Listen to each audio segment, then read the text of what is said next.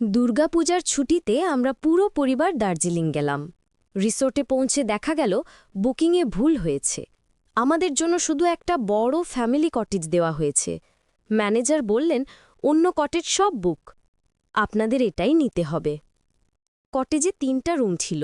আমার স্বামী এবং আমি এক রুমে, শ্বশুরজি আরেক রুমে, আর বাচ্চারা তৃতীয় রুমে থাকল।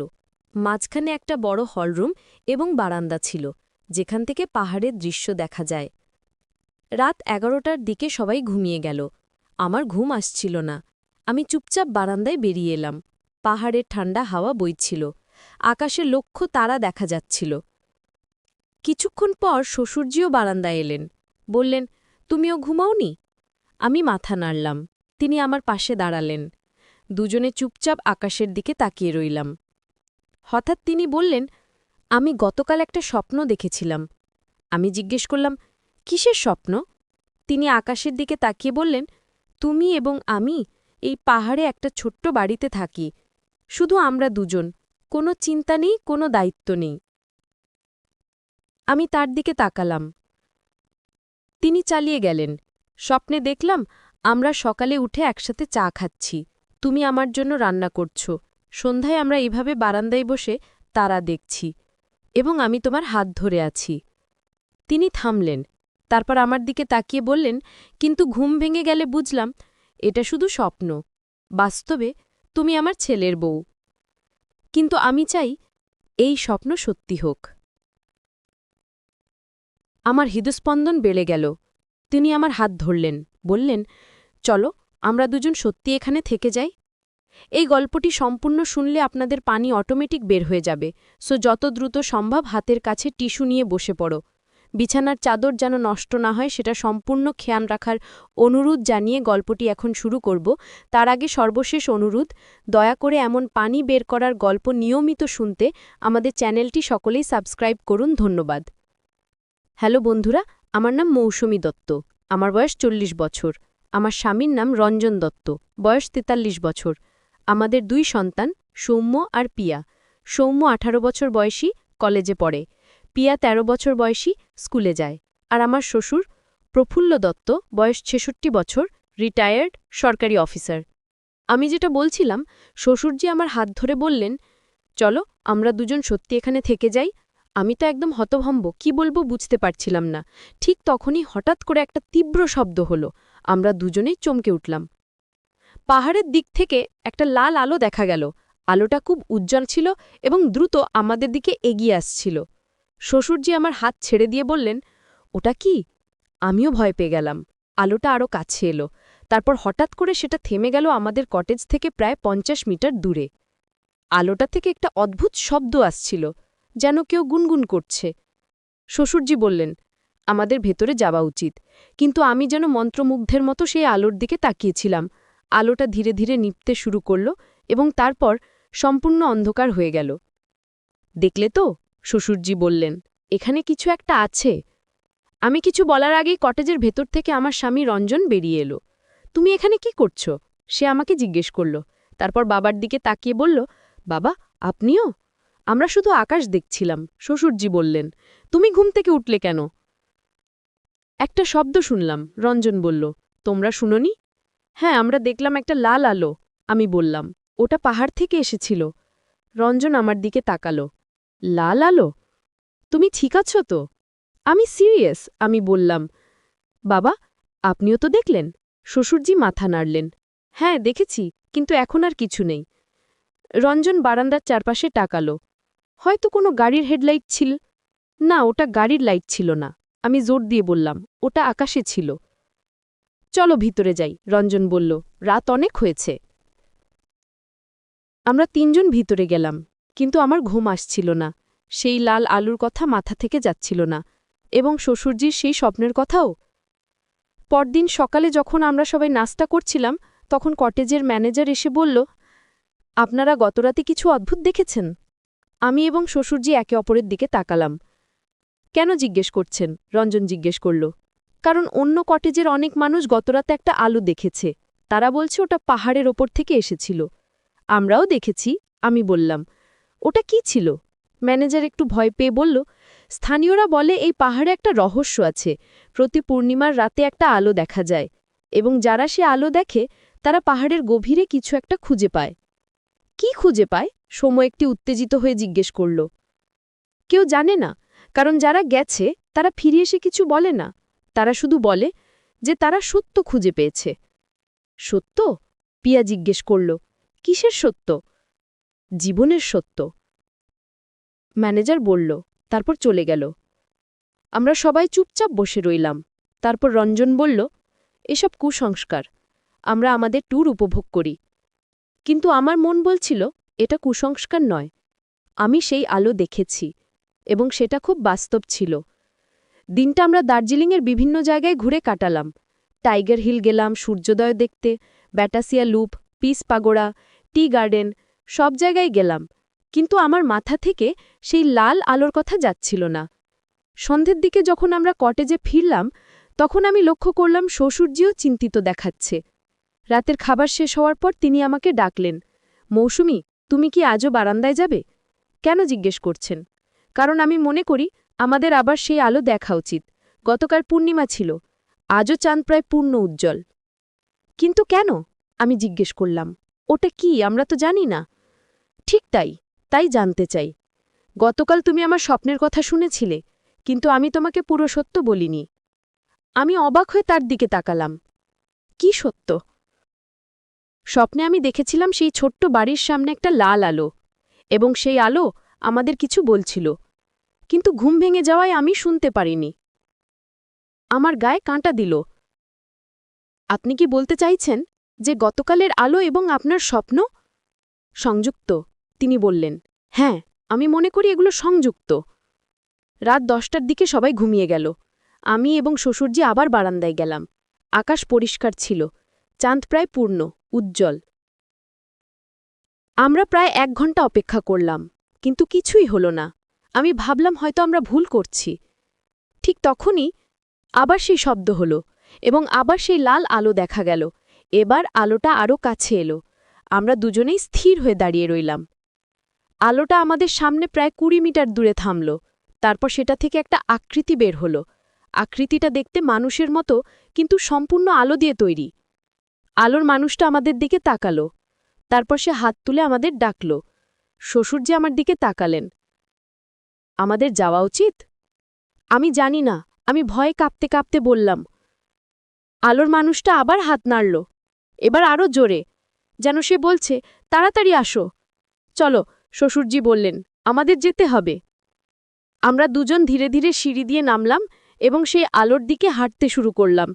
আমার হৃদস্পন্দন এত জোরে ধড়ফড় করছিল যে আমি নিজের শ্বাসের শব্দ শুনতে পাচ্ছিলাম। যত কাছে যাচ্ছিলাম আলোটা তত পিছিয়ে যাচ্ছিল, যেন সে আমাদের কোথাও নিয়ে যাচ্ছে। আমরা কটেজ থেকে প্রায় 200 মিটার দূরে চলে গেলাম। একটা ঘন জঙ্গলে ঢুকলাম। হঠাৎ করে আলোটা থেমে গেল। আমরাও থামলাম। আলোর মানুষটা একটা বড় পাথরের দিকে ইশারা করল। পাথরটার ওপর কিছু অদ্ভুত চিহ্ন আঁকা ছিল। শ্বশুরজি পাথরের কাছে গিয়ে চিহ্নগুলো দেখলেন। এগুলো প্রাচীন লেপচা ভাষার চিহ্ন। আমি এগুলো চিনতে পারছি। আপনি লেপচা ভাষা জানেন? আমি অবাক হয়ে জিজ্ঞেস করলাম। হ্যাঁ, অনেক বছর আগে আমি দার্জিলিংয়ে পোস্টিং ছিলাম, তখন স্থানীয় ভাষা শিখেছিলাম। এখানে লেখা আছে, সত্য লুকিয়ে আছে নিচে, যারা সাহস করে তারা জানবে। আলোর মানুষটা পাথরটা স্পর্শ করল। হঠাৎ করে পাথরটা সরে গেল এবং নিচে একটা সিঁড়ি দেখা গেল। সিঁড়িটা মাটির নিচে চলে গেছে। আমাদের নামতে হবে, শ্বশুরজি বললেন।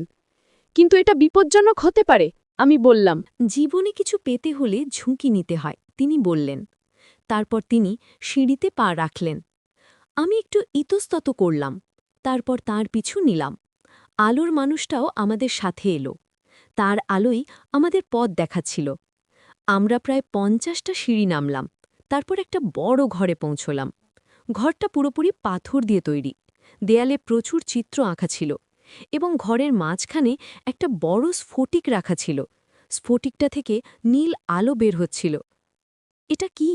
আমি ফিসফিস করে জিজ্ঞেস করলাম। শ্বশুরজি দেয়ালের চিত্রগুলো দেখছিলেন। এগুলো একটা পুরনো সভ্যতার চিহ্ন, তিনি বললেন। 1000 বছর আগের। এখানে লেখা আছে যে এই পাহাড়ে একটা শক্তিশালী জাতি বাস করত। তারা প্রকৃতির সাথে যোগাযোগ করতে পারত এবং এই স্ফটিক ছিল তাদের শক্তির উৎস। কিন্তু তারা কোথায় গেল? আমি জিজ্ঞেস করলাম। তারা অদৃশ্য হয়ে গেছে, তিনি বললেন, কিন্তু তাদের জ্ঞান এখানে রয়ে গেছে। আলোর মানুষটা স্ফটিকের কাছে গেল, তারপর সে আমাদের দিকে ইশারা করল। আমরা দুজন কাছে গেলাম। স্ফটিকটা স্পর্শ করার সাথে সাথে আমার মাথায় অনেক কিছু ভেসে উঠল। আমি দেখলাম একটা সুন্দর সভ্যতা। মানুষগুলো খুব শান্তিতে থাকত, তারা প্রকৃতিকে ভালোবাসত, তাদের কোনো যুদ্ধ ছিল না, কোনো হিংসা ছিল না। কিন্তু একদিন একদল লোক এলো বাইরে থেকে। তারা এই জায়গা দখল করতে চাইল। তারা স্থানীয়দের আক্রমণ করল, কিন্তু স্থানীয়রা যুদ্ধ করল না, বরং তারা এই স্ফটিক ব্যবহার করে নিজেদের আলোতে রূপান্তরিত করে ফেলল। তারা শারীরিকভাবে মারা গেল, কিন্তু তাদের আত্মা এই পাহাড়ে রয়ে গেল। এবং তারা অপেক্ষা করছিল এমন মানুষের জন্য যারা তাদের জ্ঞান বুঝতে পারবে, যারা এই পৃথিবীতে শান্তি ফিরিয়ে আনতে পারবে। আমি স্ফটিক থেকে হাত সরিয়ে নিলাম, শ্বশুরজিও সরিয়ে নিলেন। আমরা দুজনে একে অপরের দিকে তাকালাম। আমরা দুজনেই একই জিনিস দেখেছি। এই জন্যই তারা আমাদের ডেকেছিল, শ্বশুরজি বললেন। তারা চায় আমরা এই জ্ঞান ছড়িয়ে দিই, মানুষকে বোঝাই যে যুদ্ধ আর হিংসা সমাধান নয়, শান্তি আর ভালোবাসাই একমাত্র পথ। আলোর মানুষটা আবার আমাদের দিকে তাকালো। এবার আমি তার চোখে দেখতে পেলাম অনুরোধ। সে চাইছে আমরা তার বার্তা পৃথিবীতে ছড়িয়ে দেই। আমরা করব, আমি বললাম, আমরা প্রতিশ্রুতি দিচ্ছি। আলোর মানুষটা মাথা নাড়ল। তারপর সে ধীরে ধীরে মিলিয়ে যেতে শুরু করল। স্ফটিকের আলোও কমতে শুরু করল। আমাদের উপরে যাওয়া উচিত, শ্বশুরজি বললেন। এখানকার কাজ শেষ। আমরা সিঁড়ি দিয়ে উপরে উঠলাম। যখন আমরা বাইরে এলাম তখন পাথরটা আবার নিজের জায়গায় চলে গেল, যেন কিছুই হয়নি। আমরা দুজনে নীরবে কটেজে ফিরে এলাম। রাত প্রায় 2টা বেজে গেছে, সবাই ঘুম, কেউ আমাদের অনুপস্থিতি খেয়াল করেনি। শ্বশুরজি আমার দিকে তাকিয়ে বললেন, আজকের রাতে যা ঘটল সেটা কাউকে বলবো না, মানুষ বিশ্বাস করবে না, কিন্তু আমরা যা শিখলাম সেটা আমাদের জীবনে প্রয়োগ করব। আমি মাথা নাড়লাম। হ্যাঁ, এবং আমরা আমাদের পরিবারকে শেখাব শান্তি, ভালোবাসা এবং প্রকৃতির প্রতি সম্মান। পরদিন সকালে যখন আমরা সবাই একসাথে নাস্তা করছিলাম, তখন আমি লক্ষ্য করলাম পরিবারের সবাই কতটা সুন্দর। সৌম্য তার বোনকে খাবার দিচ্ছে, রঞ্জন তার বাবার সাথে হাসছে, পিয়া সবাইকে গল্প শোনাচ্ছে। এটাই তো সত্যিকারের সুখ, পরিবার, ভালোবাসা, একসাথে থাকা। আমি শ্বশুরজির দিকে তাকালাম, তিনিও আমার দিকে তাকালেন। আমরা দুজনেই হাসলাম।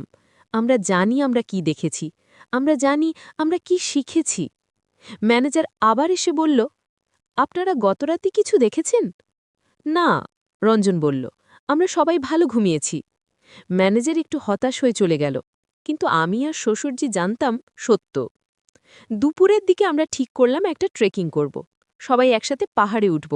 সৌম্য আর পিয়া খুব উত্তেজিত হয়ে গেল। আমরা যখন ট্রেকিং শুরু করলাম তখন শ্বশুরজি আমার পাশে এসে হাঁটতে লাগলেন। মৌসুমী, গতকাল যে স্বপ্নের কথা বলেছিলাম।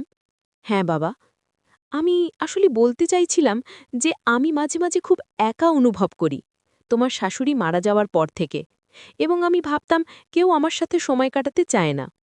আমি তার হাত ধরলাম। বাবা, আপনি কখনো একা নন, আমরা সবাই আছি, আমরা একটা পরিবার। তিনি চোখ মুছলেন। গতকাল রাতে যা দেখলাম সেটা আমাকে বুঝালো যে পরিবারই সবচেয়ে বড় সম্পদ। আমার স্বপ্ন ভুল ছিল, আমার একা থাকার দরকার নেই, আমার তোমাদের সবাইকে নিয়েই থাকা উচিত। আমি হাসলাম। আমরা সবসময় একসাথে থাকব। আমরা পাহাড়ের উপরে পৌঁছলাম। সেখান থেকে পুরো দার্জিলিং দেখা যাচ্ছিল। কাঞ্চনজঙ্ঘা পর্বত মাথা উঁচু করে দাঁড়িয়ে আছে। মেঘগুলো পাহাড়ের গায়ে খেলা করছে। কি সুন্দর, পিয়া চিৎকার করে বলল। হ্যাঁ, প্রকৃতি সত্যিই অসাধারণ।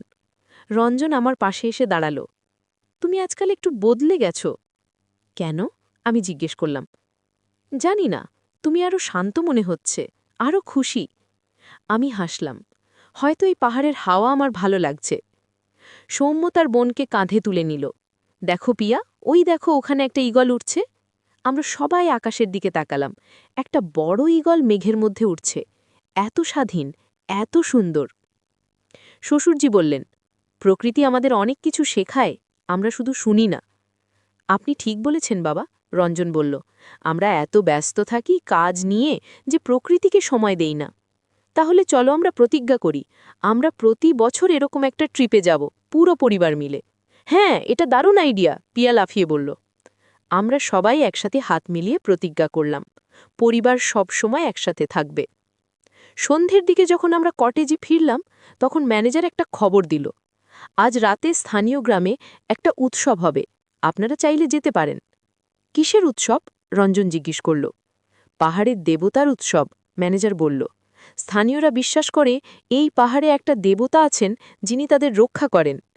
আমি আর শ্বশুরজি একে অপরের দিকে তাকালাম। আমরা জানি সেই দেবতা কে, সেই আলোর মানুষটা, সেই প্রাচীন সভ্যতার আত্মা। আমরা যাব, আমি বললাম, সবাই একসাথে। রাতে আমরা সবাই গ্রামে গেলাম। সেখানে অনেক মানুষ জড়ো হয়েছে। তারা গান গাইছে, নাচ করছে, একটা বড় আগুন জ্বালানো আছে। মানুষগুলো খুব খুশি। একজন বয়স্ক মানুষ আমাদের কাছে এসে বলল, আপনারা বাইরে থেকে এসেছেন? হ্যাঁ, রঞ্জন বলল, আমরা কলকাতা থেকে এসেছি। আপনারা কি পাহাড়ের আলো দেখেছেন? বুড়ো মানুষটা জিজ্ঞাসা করল। আমি আর শ্বশুরজি একে অপরের দিকে তাকালাম। শ্বশুরজি বললেন, হ্যাঁ, আমরা দেখেছি। বুড়ো মানুষটা হাসল। তাহলে আপনারা ভাগ্যবান, খুব কম মানুষই সেই আলো দেখতে পায়। যারা দেখে তাদের জীবন বদলে যায়। কিভাবে? সৌম্য জিজ্ঞেস করল। তারা জীবনের সত্যিকারের অর্থ বুঝতে পারে। তারা বুঝতে পারে যে সুখ টাকায় নয়, ক্ষমতায় নয়, সুখ হল ভালোবাসায়, পরিবারে, প্রকৃতিতে।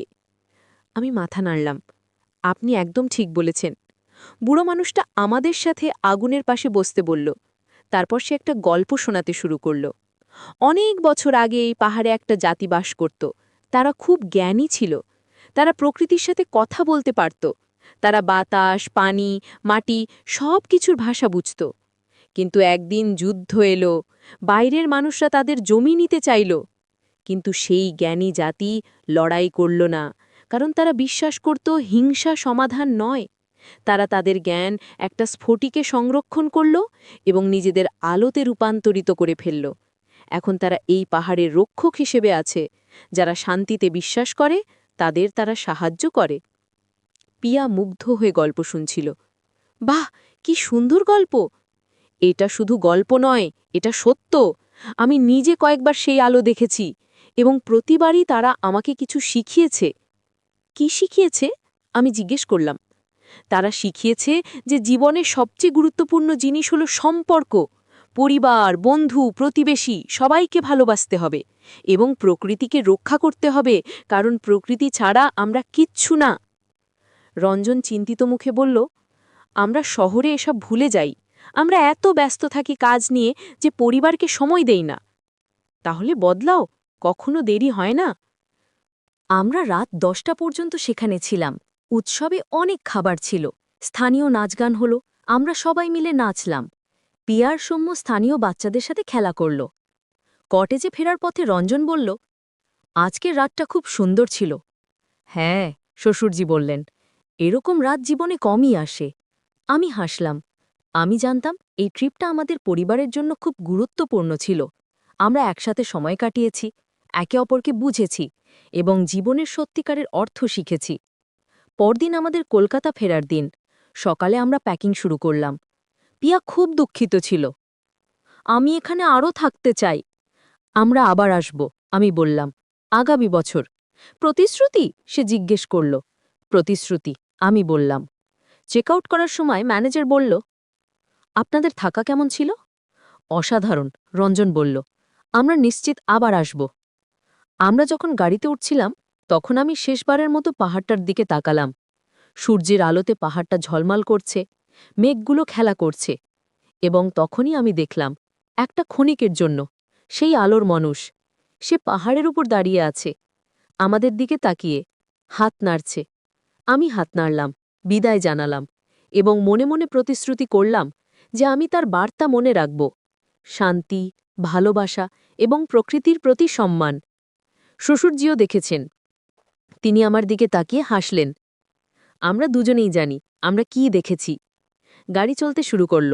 দার্জিলিং পিছনে রয়ে গেল, কিন্তু এই ট্রিপের স্মৃতি চিরকাল আমাদের সাথে থাকবে। কলকাতায় ফেরার পথে সৌম্য বলল, মা, এই ট্রিপটা সত্যি অসাধারণ ছিল। আমরা এত মজা করেছি। হ্যাঁ, পিয়া বলল, এবং আমি অনেক কিছু শিখেছি। কি শিখেছ? রঞ্জন জিজ্ঞেস করল। আমি শিখেছি যে পরিবার সবচেয়ে গুরুত্বপূর্ণ, পিয়া বলল। আমরা যতই ব্যস্ত থাকি না কেন, আমাদের একসাথে সময় কাটানো উচিত। আমি পিছন থেকে তার মাথায় হাত বুলালাম। তুমি একদম ঠিক বলেছ। শ্বশুরজি বললেন, এই ট্রিপে আমি বুঝেছি যে বয়স হলেও আমি একা নই। আমার একটা সুন্দর পরিবার আছে। রঞ্জন বাবার কাঁধে হাত রাখল। বাবা, আপনি কখনো একা না, আমরা সবসময় আছি। আমি জানলা দিয়ে বাইরে তাকালাম। রাস্তার দুপাশে সবুজ গাছ, পাহাড়, নদী। প্রকৃতি এত সুন্দর। এবং আমি বুঝলাম সেই প্রাচীন সভ্যতা আসলে কি বলতে চেয়েছিল। তারা চেয়েছিল আমরা বুঝি যে জীবনের সৌন্দর্য ছোট ছোট জিনিসে, পরিবারের সাথে সময় কাটানোতে, প্রকৃতিকে উপভোগ করাতে, একে অপরকে ভালোবাসাতে। আমরা জীবনে এত বড় বড় জিনিসের পেছনে ছুটি যে ছোট সুখগুলো ভুলে যাই। একসাথে খাওয়া, একসাথে হাসা, একসাথে সময় কাটানো। সন্ধ্যায় আমরা বাড়ি পৌঁছলাম। সবাই ক্লান্ত, কিন্তু খুশি। আমরা ব্যাগ নামাতে শুরু করলাম। তোমরা জানো কি? রঞ্জন বলল, আমি সিদ্ধান্ত নিয়েছি আমি প্রতি সপ্তাহে অন্তত একদিন পরিবারের সাথে কাটাবো। অফিসের কাজ বন্ধ, শুধু পরিবার। সত্যি? সম্মুখ খুশি হয়ে বলল, এটা দারুণ। হ্যাঁ, রঞ্জন বলল, এই ট্রিপ আমাকে বুঝিয়েছে যে কাজ গুরুত্বপূর্ণ, কিন্তু পরিবার আরও বেশি গুরুত্বপূর্ণ। আমি তার হাত ধরলাম। আমি খুব খুশি। রাতে যখন সবাই ঘুমিয়ে গেল, তখন আমি বারান্দায় গেলাম। আমাদের বাড়ির বারান্দা।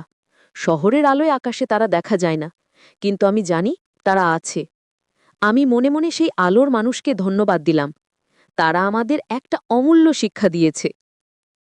পরদিন থেকে আমাদের জীবন অনেকটা বদলে গেল। রঞ্জন সত্যি প্রতি সপ্তাহে একদিন বাড়িতে থাকত।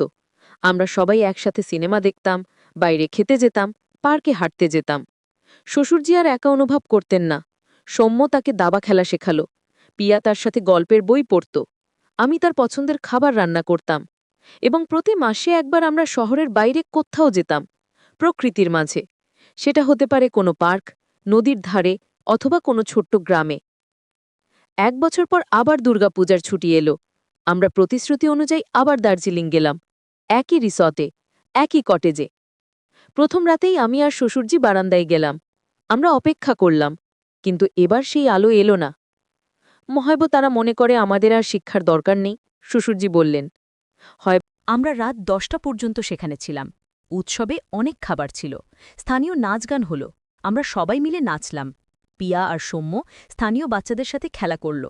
কটেজে ফেরার পথে রঞ্জন বলল, আজকের রাতটা খুব সুন্দর ছিল। হ্যাঁ, শ্বশুরজি বললেন, এইরকম রাত জীবনে কমই আসে। আমি হাসলাম। আমি জানতাম এই ট্রিপটা আমাদের পরিবারের জন্য খুব গুরুত্বপূর্ণ ছিল। আমরা একসাথে সময় কাটিয়েছি, একে অপরকে বুঝেছি এবং জীবনের সত্যিকারের অর্থ শিখেছি। পরদিন আমাদের কলকাতা ফেরার দিন। সকালে আমরা প্যাকিং শুরু করলাম। পিয়া খুব দুঃখিত ছিল। আমি এখানে আরও থাকতে চাই। আমরা আবার আসব, আমি বললাম, আগামী বছর। প্রতিশ্রুতি? সে জিজ্ঞেস করল। প্রতিশ্রুতি, আমি বললাম। চেক আউট করার সময় ম্যানেজার বলল, আপনাদের থাকা কেমন ছিল? অসাধারণ, রঞ্জন বলল। আমরা নিশ্চিত আবার আসব।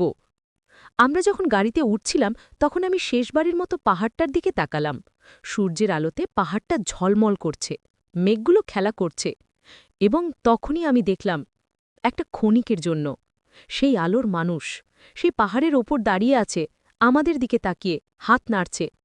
আমি হাত নাড়লাম, বিদায় জানালাম এবং মনে মনে প্রতিশ্রুতি করলাম যে আমি তার বার্তা মনে রাখব, শান্তি, ভালোবাসা এবং প্রকৃতির প্রতি সম্মান। শ্বশুরজিও দেখেছেন। তিনি আমার দিকে তাকিয়ে হাসলেন। আমরা দুজনেই জানি আমরা কি দেখেছি। গাড়ি চলতে শুরু করল, দার্জিলিং পিছনে রয়ে গেল। কিন্তু এই ট্রিপের স্মৃতি চিরকাল আমাদের সাথে থাকবে। কলকাতায় ফেরার পথে সৌম্য বলল, মা, এই ট্রিপটা সত্যিই অসাধারণ ছিল। আমরা এত মজা করেছি। হ্যাঁ, পিয়া বলল, এবং আমি অনেক কিছু শিখেছি। কি শিখেছ? রঞ্জন জিজ্ঞেস করল। আমি শিখেছি যে পরিবার সবচেয়ে গুরুত্বপূর্ণ, পিয়া বলল। আমরা যতই ব্যস্ত থাকি না কেন, আমাদের একসাথে সময় কাটানো উচিত। আমি পিছন থেকে তার মাথায় হাত বুলালাম। তুমি একদম ঠিক বলেছ। শ্বশুরজি বললেন, এই ট্রিপে আমি বুঝেছি যে বয়স হলেও আমি একা নই, আমার একটা সুন্দর পরিবার আছে। রঞ্জন বাবার কাঁধে হাত রাখল। বাবা, আপনি কখনো একা না, আমরা সব সময় আছি। আমি জানলা দিয়ে বাইরে তাকালাম। রাস্তার দুপাশে সবুজ গাছ, পাহাড়, নদী। প্রকৃতি এত সুন্দর। এবং আমি বুঝলাম সেই প্রাচীন সভ্যতা আসলে কি বলতে চেয়েছিল। তারা চেয়েছিল আমরা বুঝি যে জীবনের সৌন্দর্য ছোট ছোট জিনিসে, পরিবারের সাথে সময় কাটানোতে, প্রকৃতিকে উপভোগ করাতে, একে অপরকে ভালোবাসাতে। আমরা জীবনে এত বড় বড় জিনিসের পিছনে ছুটি যে ছোট সুখগুলো ঢুলে যাই। একসাথে খাওয়া, একসাথে হাসা, একসাথে সময় কাটানো। সন্ধ্যায় আমরা বাড়ি পৌঁছলাম, সবাই ক্লান্ত কিন্তু খুশি। আমরা ব্যাগ নামাতে শুরু করলাম। তোমরা জানো কি, আমি সিদ্ধান্ত নিয়েছি আমি প্রতি সপ্তাহে অন্তত একদিন পরিবারের সাথে কাটাবো। অফিসের কাজ বন্ধ, শুধু পরিবার। সত্যি? সম্মুখ খুশি হয়ে বলল, এটা দারুণ। হ্যাঁ, রঞ্জন বলল, এই ট্রিপে আমাকে বুঝিয়েছে যে কাজ গুরুত্বপূর্ণ কিন্তু পরিবার আরও বেশি গুরুত্বপূর্ণ। আমি তার হাত ধরলাম, আমি খুব খুশি।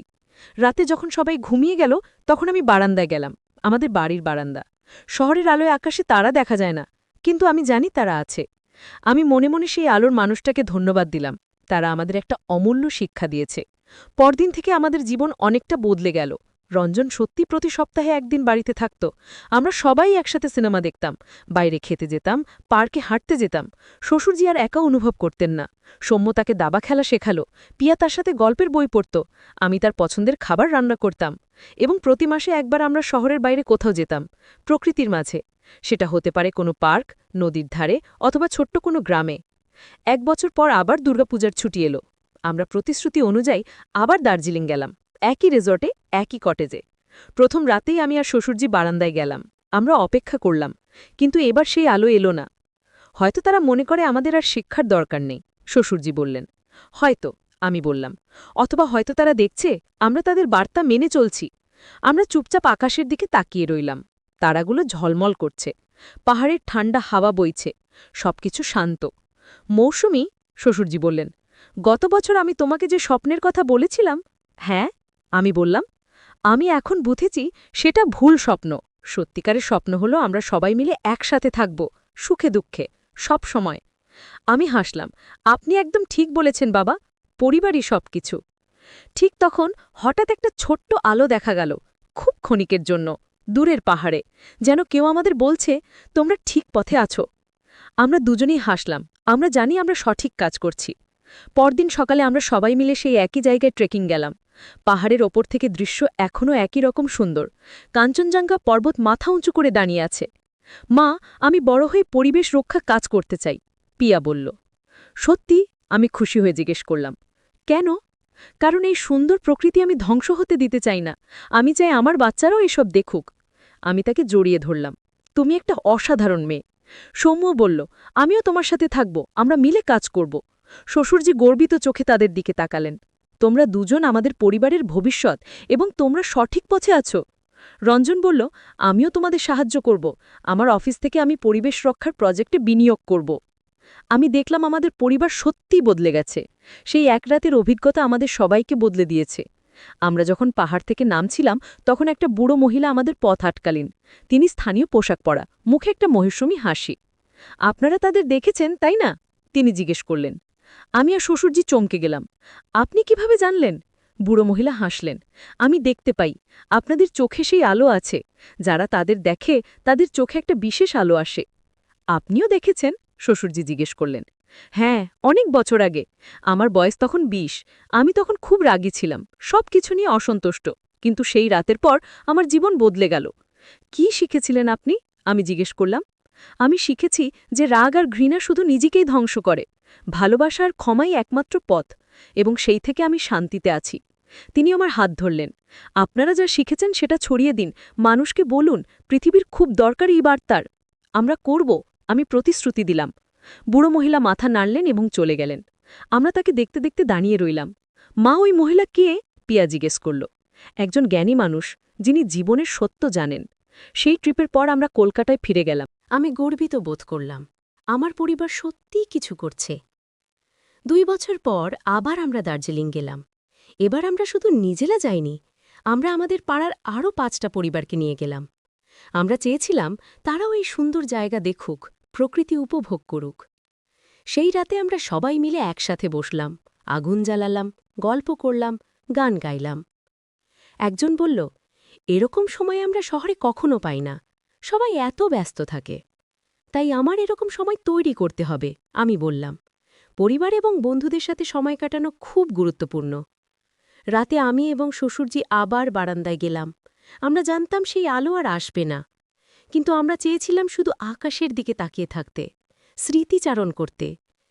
৩ বছর হয়ে গেল, শ্বশুরজি বললেন। সেই রাতের পর আমাদের জীবন সম্পূর্ণ বদলে গেছে। হ্যাঁ, আমি বললাম, এবং আমরা আরও অনেক মানুষের জীবন বদলে দিয়েছি। জানো মৌসুমী, তিনি বললেন, আমি এখন বুঝি সেই প্রাচীন সভ্যতা কেন অদৃশ্য হয়ে গিয়েছিল।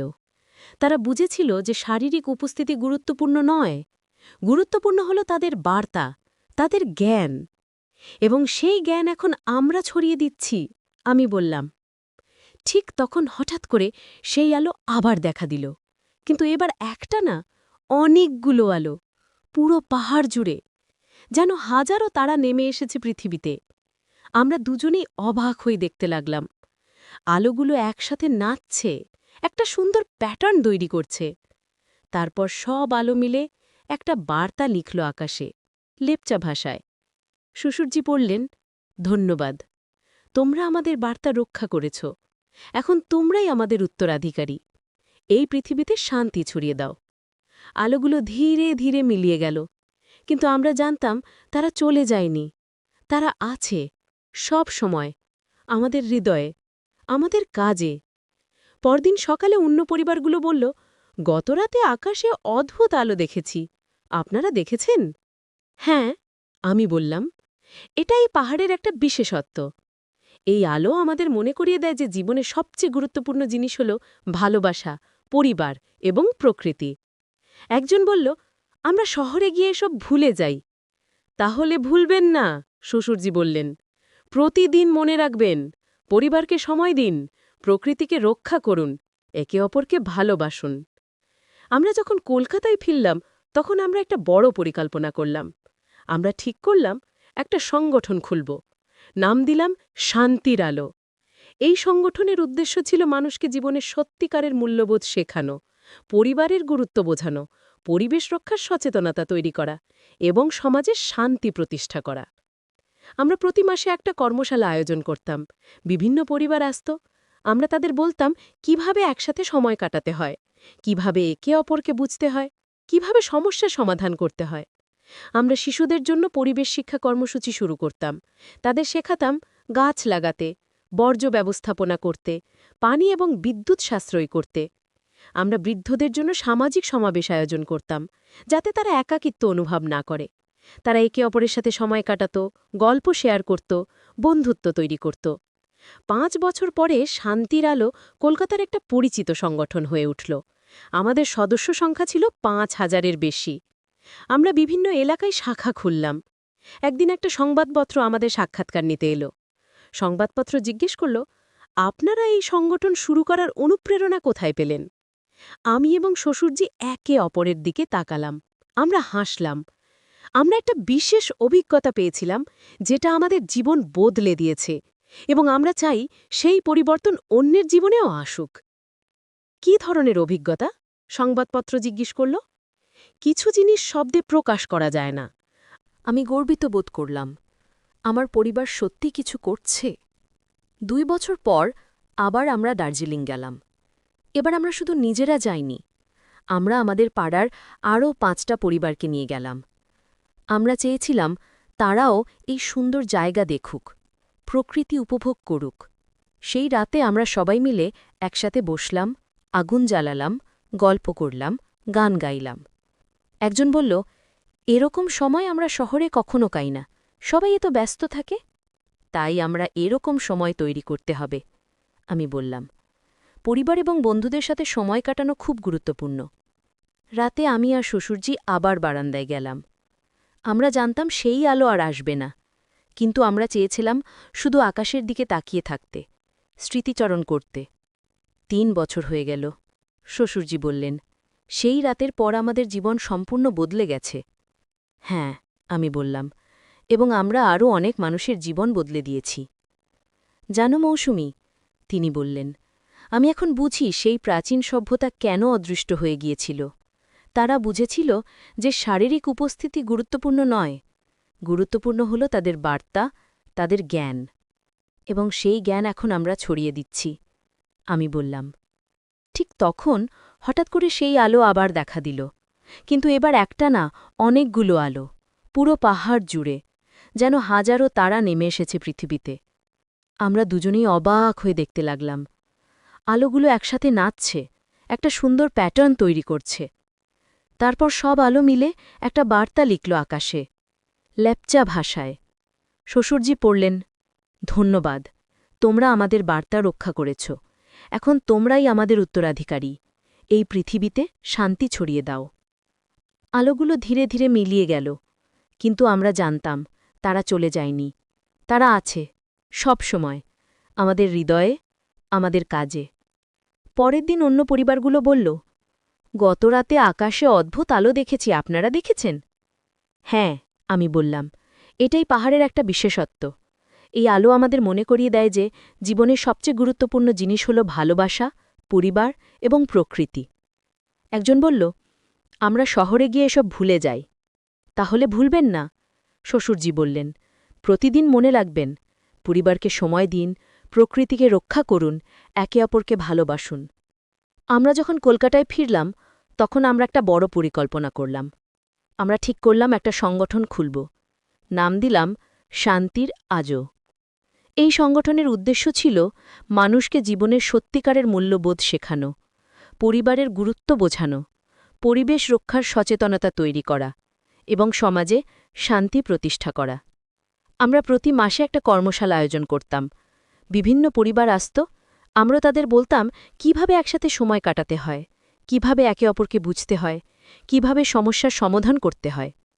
আমরা শিশুদের জন্য পরিবেশ শিক্ষা কর্মসূচি শুরু করলাম। তাদের শেখাতাম গাছ লাগাতে, বর্জ্য ব্যবস্থাপনা করতে, পানি এবং বিদ্যুৎ সাশ্রয় করতে। আমরা বয়স্কদের জন্য সামাজিক সমাবেশ আয়োজন করতাম, যাতে তারা একাকিত্ব অনুভব না করে। তারা একে অপরের সাথে সময় কাটাত, গল্প শেয়ার করত, বন্ধুত্ব তৈরি করত। 5 বছর পরে শান্তির আলো কলকাতার একটা পরিচিত সংগঠন হয়ে উঠল। আমাদের সদস্য সংখ্যা ছিল 5,000-এরও বেশি। আমরা বিভিন্ন এলাকায় শাখা খুললাম। একদিন একটা সংবাদপত্র আমাদের সাক্ষাৎকার নিতে এলো। সাংবাদিক জিজ্ঞেস করল, আপনারা এই সংগঠন শুরু করার অনুপ্রেরণা কোথায় পেলেন? আমি আর শ্বশুরজি একে অপরের দিকে তাকালাম। আমরা হাসলাম। আমরা একটা বিশেষ অভিজ্ঞতা পেয়েছিলাম, যেটা আমাদের জীবন বদলে দিয়েছে, এবং আমরা চাই সেই পরিবর্তন অন্যের জীবনেও আসুক। কী ধরনের অভিজ্ঞতা? সাংবাদিক জিজ্ঞেস করল। কিছু জিনিস শব্দে প্রকাশ করা যায় না, আপনাকে অনুভব করতে হবে। আপনার পরিবারের সাথে সময় কাটান, প্রকৃতির কাছে যান, নিজের ভেতরের শান্তি খুঁজুন। সাংবাদিক নোট করল, তারপর বলল, আপনাদের সংগঠন সত্যি একটা পরিবর্তন আনছে। আমি অনেক মানুষের সাথে কথা বলেছি যারা বলেছে আপনাদের কারণে তাদের জীবন ভালো হয়েছে। এটাই আমাদের লক্ষ্য। আমরা পৃথিবীকে একটু ভালো করতে চাই। সৌম্য এখন 22 বছর। সে পরিবেশ বিজ্ঞানে পড়াশোনা শেষ করেছে। এখন সে একটা এনজিওতে কাজ করে, যেটা পরিবেশ রক্ষার জন্য কাজ করে। সে নিয়মিত গ্রামে যায়, মানুষকে শেখায় কিভাবে টিকসই উপায়ে চাষাবাদ করতে হয়। পিয়া এখন 17। সে তার স্কুলের পরিবেশ ক্লাবের প্রেসিডেন্ট। তার নেতৃত্বে তারা স্কুলকে প্লাস্টিক মুক্ত করেছে। তারা একটা বড় বাগান তৈরি করেছে এবং নিয়মিত সচেতনতা অনুষ্ঠান করে। রঞ্জন তার কোম্পানিতে একটা বড় পদে উন্নীত হয়েছে, কিন্তু সেও এখনও প্রতি সপ্তাহে একদিন পরিবারের জন্য রাখে। সে বলে, কাজ গুরুত্বপূর্ণ, কিন্তু পরিবার সবচেয়ে গুরুত্বপূর্ণ। শ্বশুরজি এখন 71 বছর, কিন্তু তিনি এখনও খুব অ্যাক্টিভ। তিনি শান্তির আলো সংগঠনের মুখ্য উপদেষ্টা। তিনি নিয়মিত কর্মশালায় কথা বলেন, মানুষকে অনুপ্রাণিত করেন। আর আমি এখন 45। আমি শান্তির আলো সংগঠনের প্রধান সমন্বয়কারী। আমার কাজ হল সবকিছু সুষ্ঠুভাবে চলছে কিনা, নতুন প্রোগ্রাম পরিকল্পনা করা, মানুষের সাথে যোগাযোগ রাখা। কিন্তু সবচেয়ে বড় কথা, আমরা একটা সুখী পরিবার। আমরা একসাথে আছি, একে অপরকে ভালোবাসি এবং সমাজের জন্য কিছু করছি। প্রতি বছর দুর্গাপূজার ছুটিতে আমরা দার্জিলিং যাই, সেই একই রিসর্টে, সেই একই কটেজে। আমরা সেই পাহাড়ে উঠি, সেই জায়গায় যাই যেখানে প্রথম সেই আলো দেখেছিলাম। আমরা জানি সেই আলো আর আসবে না, কিন্তু সেই আলো এখন আমাদের ভেতরে আছে, আমাদের হৃদয়ে আছে, আমাদের কাজে আছে। যখন আমরা আকাশের দিকে তাকাই, আমরা তাদের স্মরণ করি, সেই প্রাচীন সভ্যতা যারা আমাদের এত কিছু শিখিয়েছে, যারা আমাদের দেখিয়েছে জীবনের সত্যিকারের অর্থ কী। এবং আমরা প্রতিশ্রুতি করি, যে আমরা তাদের বার্তা ছড়িয়ে দেব। আমরা মানুষকে বোঝাব যে শান্তি, ভালোবাসা এবং প্রকৃতির প্রতি সম্মান এগুলোই জীবনের মূল ভিত্তি। আজ যখন আমি পেছনে তাকাই, আমি বুঝি যে সেই রাতে আমার জীবনে কি ঘটেছিল। আমি একটা রহস্যের মুখোমুখি হয়েছিলাম, একটা অ্যাডভেঞ্চার অনুভব করেছিলাম, একটা রোমাঞ্চকর গল্পের অংশ হয়েছিলাম। কিন্তু সবচেয়ে বড় কথা, আমি জীবনের সত্য খুঁজে পেয়েছিলাম। আমি বুঝেছিলাম যে সুখ বাইরে নয়, ভেতরে, পরিবারে, ভালোবাসায়, প্রকৃতিতে। শ্বশুরজির সেই স্বপ্ন ভুল ছিল।